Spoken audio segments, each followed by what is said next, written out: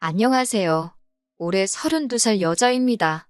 결혼을 앞두고 있었는데 이젠 정말 예비신랑의 내로남불식 효도에 지쳐서 헛된 기대는 그만하려고요. 예비신랑은 저보다 1살 연상이고 중견기업에 다니고 있는 회사원입니다. 저는 시간제 강사를 하면서 운동 가르치면서 돈을 벌고 있어요. 장소를 대여해서 일정의 수수료 형식으로 자리세를 내고 수업을 하는 형식으로 일을 하고 있어요. 제가 이 일을 오래 해오면서 수강생들에게 입소문도 많이 타고 꼭 제가 아니면 안 배우겠다고 하시는 분들도 많아서 제 자랑처럼 들릴 수도 있겠지만 강의료가 조금 비싼 편에 속합니다. 그래서 사실 그렇게 일을 매달려서 하지 않아도 한 달 제가 사는데 지장 없고 취미생활이나 여가생활 다 즐길 수 있을 만큼 벌고 있어요. 제가 마음먹고 일을 더 한다면 웬만한 대기업 다니는 사람들 못지않게 벌 수도 있습니다. 하지만 그렇게까지는 일을 하고 싶지는 않아서 적당한 선에서 워라밸을 찾아 여가를 즐기면서 살고 있고요. 그래서 벌이 자체는 중견급 기업 다니고 있는 예비신랑에 비교하면 제가 조금 낮은 편이기는 합니다. 하지만 제 벌이는 제가 하기에 따라 더 많아지기도 하는 제 직업적인 특성이 있다 보니 벌이에 대해서는 제가 부족하다는 생각을 가져본 적은 한 번도 없어요. 예비신랑도 결혼 이야기하면서 자기 월급이 그래도 평균 이상은 되다 보니 제 체력을 다 소비하면서까지 돈을 벌기보다는 어차피 집안일하고 살림은 누군가 해야 하니 제가 돈을 덜 버는 부분에 대해서 자기는 불만이 없고 이해한다고 했었습니다. 저는 어머니가 일찍 돌아가셨고 그래서 아버지와 제 남동생 이렇게 세 가족이서 살고 있어요. 남자친구는 저랑은 반대로 아버님께서 어렸을 적에 집을 나가시고는 연락이 두절되었다고 했고 홀어머니 밑에서 연년생인 여동생과 둘이 힘들게 자라왔다고 합니다. 다른 점이 있다면 저는 그래도 아버지께서 아직도 현역에 계시기도 하고 어머니가 먼저 떠나시기는 했지만 이후로도 쭉 외가와 연락을 하고 지내면서 사랑 듬뿍 받으며 자라왔어요. 반대로 남자친구는 아버님이 집을 나가시면서 자연스럽게 친가와는 연락이 두절되었다고 합니다. 어머님 혼자서 두 남매를 키우는데 힘이 들었지만 아버지가 집을 나갔으니 어머님의 시댁에서는 어머님을 포함한 남자친구의 가족들은 이제 남이나 다름없다며 도움의 손길을 내밀지 않았다고 합니다. 그런 어려운 상황 속에서도 남자친구 서울에 있는 4년제 대학 보내고 좋은 곳에 취직할 때까지 뒷바라지 해주신 걸 보면 어머님도 참 대단하신 분이라는 생각이 들었어요. 제가 외가에서 사랑을 듬뿍 받으며 자랐다고는 하지만 저희 친가나 외가가 경제적으로 넉넉한 형편도 아니고 당시에 보호가 필요할 만큼 어렸던 저희 때문에 아버지는 종사하시던 직장을 그만두시고 저희를 돌보면서 밤에는 저희를 맡겨놓고 일을 하셔야 했어요. 제가 학교 다녀와서 동생 돌보면서 제 앞가림 정도 할 수 있는 나이가 될 때까지 아버지는 그런 생활을 오래 하셔야 했고 덕분에 아버지는 남들보다 빨리 건강에 문제가 생기셨습니다. 아직 현역으로 일을 하고 계시지만 아버지의 건강 상태로 가질 수 있는 직장이 많지가 않아서 그렇게 여유롭게 벌고 계시진 않았어요. 그러다 보니 집안 분위기상 제가 항상 제 남동생에게 양보를 하면서 자라왔습니다. 어쩔 수 없는 상황 속에서 제가 동생에게 양보하는 건 남자 여자 문제가 아니라 동생의 누나로서 제가 당연히 희생했어야 하는 부분이라 생각했고 그 부분에 대해서 불만이 많지는 않았어요. 물론 저도 처음엔 공부가 하고 싶었지만 집안 형편상 장학금을 비교적 받기 쉬운 운동 쪽으로 고개를 돌려야 했었어요.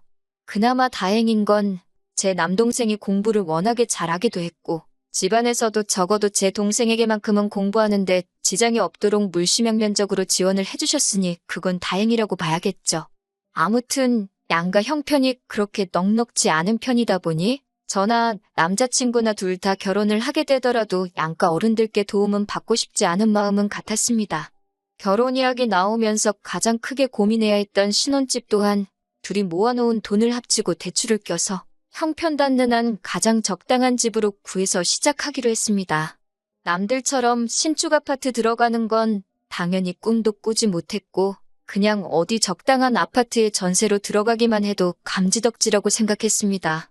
거기에 사실 저나 예비신랑 두 사람 다 월급을 받고 나서 저는 저희 아버지에게 예비신랑은 자기 어머니에게 생활비와 용돈을 포함해서 돈을 어느 정도씩 드리고 있던 상황이었습니다. 금액에 있어서는 남자친구가 조금 더 많았지만 큰 차이가 있지는 않았어요. 첫 월급을 받았을 때부터 드리던 걸 결혼했다고 그만 드릴 생각도 없었고 어느 한쪽만 드릴 생각도 없었으니 이 부분에 대해선 자동적으로 남자친구와 합의가 된 상황이라고 봐도 무방한 부분이었지요.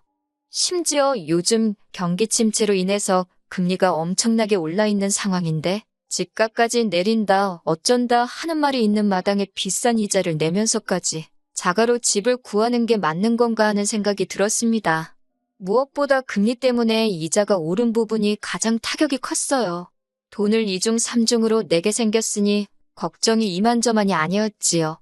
그런데 하늘이 도왔다고 해야 하나요? 제 외삼촌이 다니던 회사에서 해외 파견 근무를 지원하시게 되면서 온 가족이 같이 따라가기로 하셨습니다. 그래서 덕분에 외삼촌이 살던 집이 빈집이 되게 되었고 원래는 그동안 세를 놓을까 싶었는데 외삼촌이 항상 제가 어려울 때 도움을 크게 주지 못했던 게 마음에 걸렸다고 하시면서 이참에 못해준 거 해준다는 느낌으로 외삼촌이 돌아올 때까지 그 집에서 지낼 수 있게 배려해 주셨어요. 저희가 딱히 더 내야 할 건 관리비 말고는 아무것도 없었고요. 결혼 준비를 하면서 가장 큰 골칫거리였던 주거 문제가 해결되니 10년 묶은 체증이 싹 사라지는 느낌이었습니다. 예비 신랑도 제 덕분에 한숨 돌렸다는 식으로 너무 좋아했어요. 이젠 더 이상 어려운 일도 없으니 결혼 준비가 일사천리로 진행될 거라 믿어 의심치 않았습니다. 예비 신랑이 그 말을 꺼내기 전까지는 말이죠. 여태까지 말씀드린 것만 봐도 아시겠지만 양쪽 다 홀아버지, 홀어머니인 부분도 서로 충분히 이해하고 있는 상황이고 저희가 없는 형편의 결혼을 할지라도 양쪽 어른들께 하던 건 그대로 하는데 아무런 문제가 없었던 사람이거든요. 그런데 예비 신랑이 뜬금없이 제가 아버지한테 돈을 드리고 있다는 걸 가지고 딴지를 걸어왔습니다. 난데없이 저에게 이제 장인어른께 돈 드리는 건 그만하는 게 좋지 않겠냐는 말을 하는데 그때까지만 해도 그 말이 기분이 나쁘게 들렸다기보다는 놀라움이 더 앞섰어요. 왜냐하면 예비 신랑도 어머님께 돈을 드리고 있었고 저는 당연히 각자 부모님께 돈을 드리고 있는 상황에 그런 말을 꺼낸 예비 신랑의 참뜻이 다른 게 아니고 이제 우리가 결혼을 하니 부모님께 드리고 있던 지원을 끊어내자고 하는 말인 줄로만 알았거든요. 저의 반응에 예비 신랑은 자기 뜻은 그런 게 아니라 말 그대로 장인어른, 즉 저희 아버지에게 드리는 돈은 그만 드리는 게 어떻겠냐고 하는 거예요. 난데없이 그게 무슨 소리냐고 물어보니 저희 아버지는 아직 현역으로 일도 하시고 계신데 굳이 월급도 얼마 안 되는 제가 돈까지 드릴 필요가 있냐고 하는 겁니다. 당장 저희 외삼촌 때문에 집값으로 돈 나갈 일이 없어진 건 좋은 일이지만 반대로 생각하면 외삼촌이 다시 한국에 돌아온다면 그 집을 비워줘야 하는 건데 하루빨리 돈을 모을 생각을 하는 게 더 좋지 않겠냐고 하는 거예요. 그러려면 예비 신랑의 말은 저희 아버지께 지원하고 있던 돈을 끊어내야 한다고 하는 소리였고요. 솔직히 예비 신랑의 말이 전부 다 틀린 건 아니지만 반은 맞고 반은 틀린 소리였습니다. 외삼촌이 돌아오시면 집을 새로 구해야 되는 사실은 맞는 소리이기도 하고 저도 뼈가 저리도록 인지하고 있는 부분이기는 하지만 그렇다고 해서 제가 저희 아버지에게 하고 있던 효도를 그만하라고 강제할 수 없는 소리이기도 하지요. 남자친구가 제게 그런 말을 할 수 있는 전제 조건은 딱 하나밖에 없다는 말인 거예요. 제가 제 아버지에게 생활비를 드리고 있는 게 싫으면 예비 신랑 본인도 자기 어머니에게 드리고 있는 생활비를 끊어내기로 하고 그 후에 저한테도 같은 제안을 해야 한다는 말인 거죠. 그래서 저는 아버지께 드리는 돈은 힘든 와중에도 건강 잃어가며 나를 키워주신 은혜를 갚는 돈이기 때문에 당신이 당신 어머니께 드리는 돈을 중단하고 나에게 똑같은 걸 요구하는 조건이 아닌 이상은 그렇게 할 생각이 없다고 저의 생각을 정확하게 전달해줬습니다. 예비 신랑은 저희 거절에 그래도 장인어른이 계속 일도 하고 계시고 저희 집에는 처남도 있지 않느냐 하고 따져묻기 시작하더군요. 제 남동생은 이제 막 학업이 끝난 상태이고 아직 취직 준비하고 있는데 취직이 되지도 않은 제 동생이 아버지를 부양하면 되는 거 아니냐고 말하고 있으니 어이가 없었습니다. 그래서 저도 당신도 동생이 있지 않냐고 물었어요. 저희 집과는 반대로 남자친구 집에서는 동생인 예비신우가 양보를 해서 남자친구가 대학 공부를 할 수 있었습니다. 덕분에 예비신우는 20살이 돼서부터 미용 쪽 일을 시작했고 그러다 보니 모아놓은 돈도 상당하고 벌이도 나쁘지 않은 편이었거든요. 그런데 남편은 어머니와 장인어른의 입장이 다르다는 의견을 바꿀 생각도 없어 보였고, 오히려 예비 신우와 제 남동생의 상황을 비교하면서 자기 동생은 앞으로 시집을 가야 하니 어머니의 경제적인 부양은 자기가 계속할 수 있지만 저희 집에서는 여자인 제가 시집을 오는 거니 제가 아버지를 더 챙길 필요 없이 이제는 제 동생이 아버지를 부양하면 되는 거라고 우기기 시작하는 겁니다. 언뜻 들으면 맞는 말 같기도 하지만 생각해보세요. 이제 막 사회생활 시작도 안 한 제 동생이 모아놓은 돈 한 푼 없이 홀아버지 부양까지 하고 있다면 제 동생은 결혼을 어떻게 하겠나요? 자기 동생은 시집 가야 되니 그렇게는 못한다고 하면서 제 동생은 남자니까 어떻게든 하라고 하는 말이 무책임해 보였습니다. 그래서 저는 절대 눈에 흙이 들어가도 당신이 원하는 대로는 할 수 없을 거라고 다시 한번 강조했습니다. 저는 단 하나, 당신도 어머님에 대한 지원을 그만둔다면 그때 가서 나도 똑같이 아버지에 대한 지원을 끊겠다고 이 결정은 바꾸지 않을 거라고 엄포를 놓았어요. 그러니 예비 신랑은 끝까지 저한테 쓸데없는 데서 고집을 부린다면서 세상 천지의 모든 사람들한테 물어보라고 말하며 자기가 하는 말이 정답이고 제 말은 억지라고 하는 겁니다. 그래서 그날은 원래 데이트를 하기로 한 날인데도 불구하고 더는 기분이 나빠같이 있을 수가 없어서 집으로 그냥 돌아왔네요. 제 기분을 풀어주려는 건지 마저 설득시키려는 건지 예비 신랑에게서 전화가 쉴 새 없이 걸려왔지만 저는 하나도 받지 않았습니다. 그렇게 전화기가 10번 정도 연속으로 울리고 나니 그 뒤로부터는 전화가 없더라고요. 그 다음 날도 그 다다음 날도 예비 신랑이 걸어온 전화는 전부 다 무시해버렸습니다. 제가 연락이 두절이 되니 오죽 답답했는지 어떻게 제 시간표를 알고 온 건지 마냥 죽치고 기다렸는지 모르겠는데 제가 일하는 체육관 앞에서 저를 기다리고 있더라고요. 적어도 1시간은 밖에서 기다렸을 텐데 기다린 성의를 봐서도 예비 신랑이 무슨 말이 저에게 그렇게 하고 싶어서 저러는지 드러나 보자 싶었습니다. 다만 저는 수업이 있어서 출근을 했던 거였기 때문에 예비 신랑한테 근처 카페에라도 가서 1시간을 더 기다리라고 말해야만 했어요. 수업이 끝나고 카페에 가니 예비 신랑이 저를 기다렸다는 듯이 자리에서 일어나 저를 부르고 있더라고요. 맞은편 자리에 앉았는데 예비 신랑은 제가 자리에 앉기도 전에 저랑 나누었던 대화를 가지고 자기도 충분히 많은 생각을 했다고 하면서 자기 이야기를 들어보라고 하며 계획이랍시고 주절주절 떠들기 시작하는데 자기 엄마는 용돈을 계속 줄 테니 너네 아버지한테 주던 돈은 그만 주라고 하는 말보다 더 어이없는 말을 꺼냈습니다. 예비 신랑이 해결책이라고 꺼낸 이야기는 아예 홀시어머니를 모시고 같이 살자고 하는 겁니다. 제가 테이블 안쪽에 정리되어 있던 의자를 빼느라고 잘못 들었나 싶어서 제가 들은 게 맞냐고 물어봤더니 예비 신랑은 다시 한번 강조하듯이 학가를 하자고 자기 어머니 모시고 셋이서 알콩달콩같이 살자는 겁니다. 제정신으로 하는 소리인가 싶었는데 진심이었어요. 학가를 하게 되면 모든 게 완벽하게 돌아간다는 겁니다. 말인즉슨 어머님이 우리와 같이 살게 되면서 집안일이나 살림을 어느 정도 도와주실 테니 그만큼 저희 집안일 부담이 줄어드는 것이고 집안일에 쏟아야 하는 시간이 줄어든 만큼 제가 수업 몇 개를 더 잡아서 일을 더 할 수 있다는 겁니다.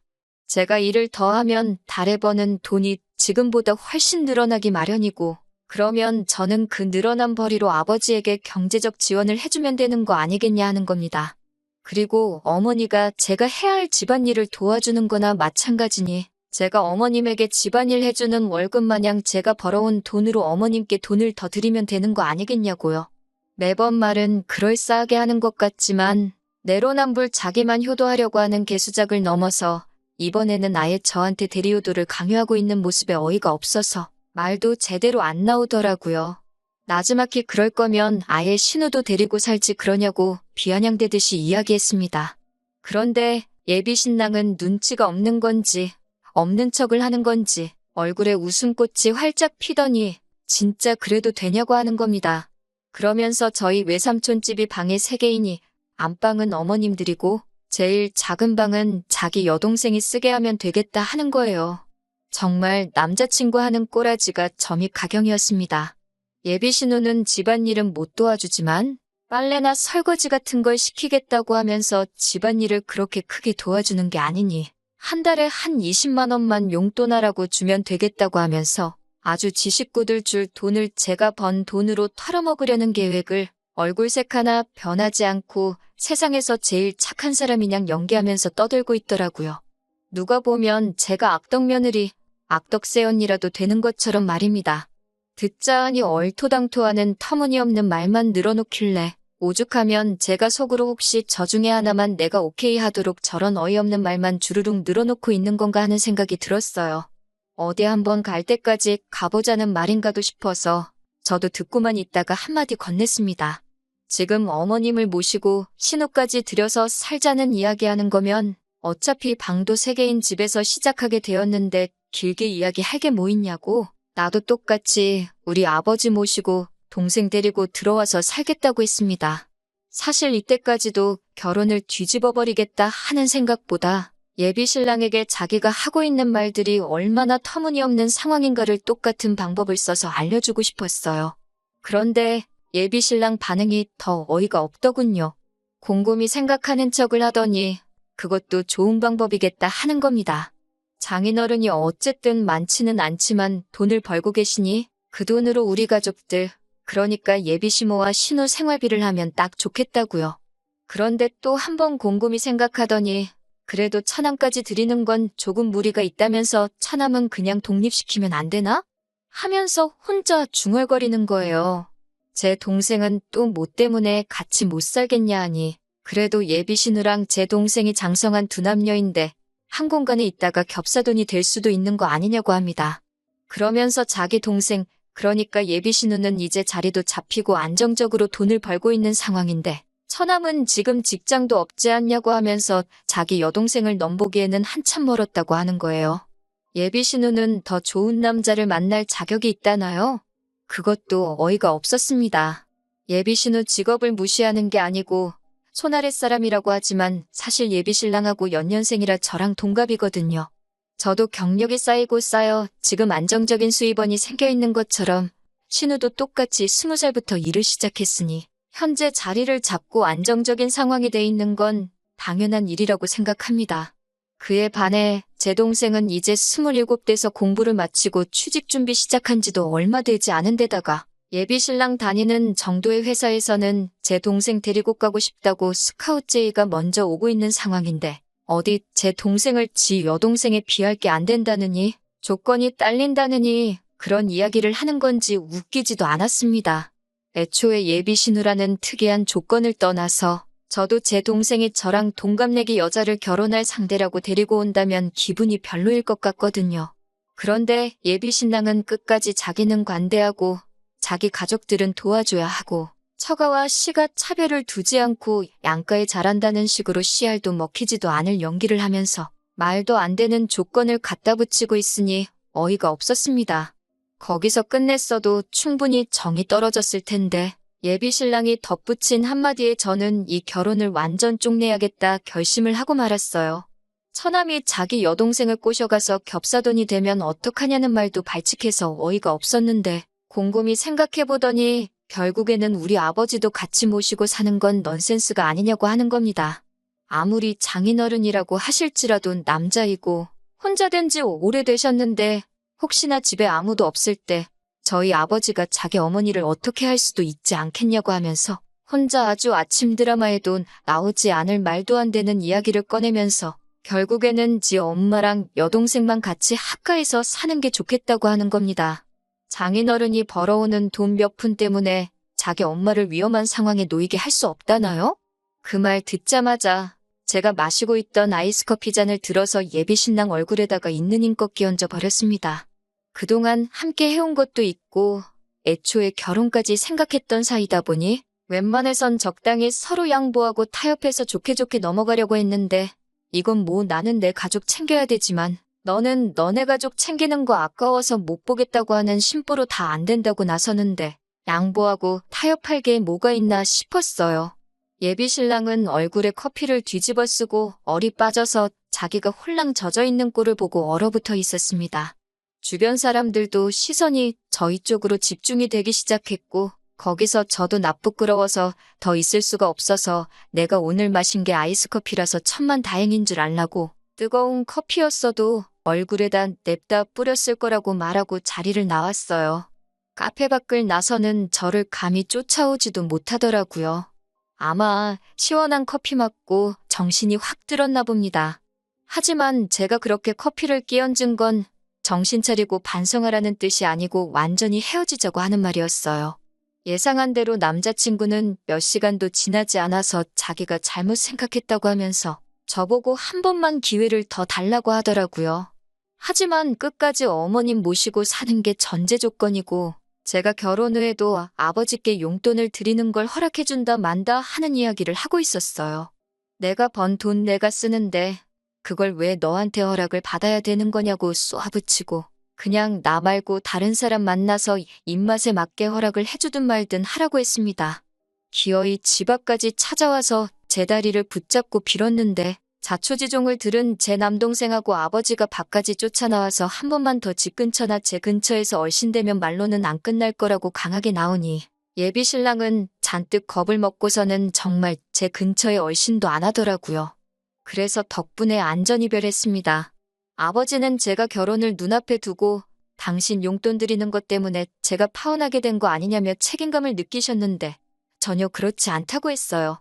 제 발로 고생길 10번 했는데 극적으로 유턴하고 나와서 천만 다행인 거라고. 제가 아버지한테 효도를 안 하고 있었다면 유턴할 기회조차 없었을 거라고 말씀드리니 아버지는 다행이라고 말하시면서도 끝까지 쓴웃음을 지으시는 게 마음 한구석에는 아직도 당신이 부족하셔서 제가 파혼하게 된 거라는 책임감을 느끼고 계시는 것 같습니다. 편의상 예비신랑이라고 적기는 했지만 그 자식 솔직히 앞으로도 하는 일마다 다 안 풀렸으면 좋겠고 어디 새로운 사람을 만나더라도 자기 어머니랑 여동생 놓지 못해서 만나는 족족 안 좋게 끝나버리면 좋겠습니다. 한동안은 저도 지쳐서 혼자로 지내겠지만 제 가족들을 자기 가족 챙기듯 아껴주는 그런 사람이 나타나면 그게 똥차가 가고 벤츠가 나타난 게 아닌가 생각하고 긍정적으로 만나볼까도 생각 중입니다.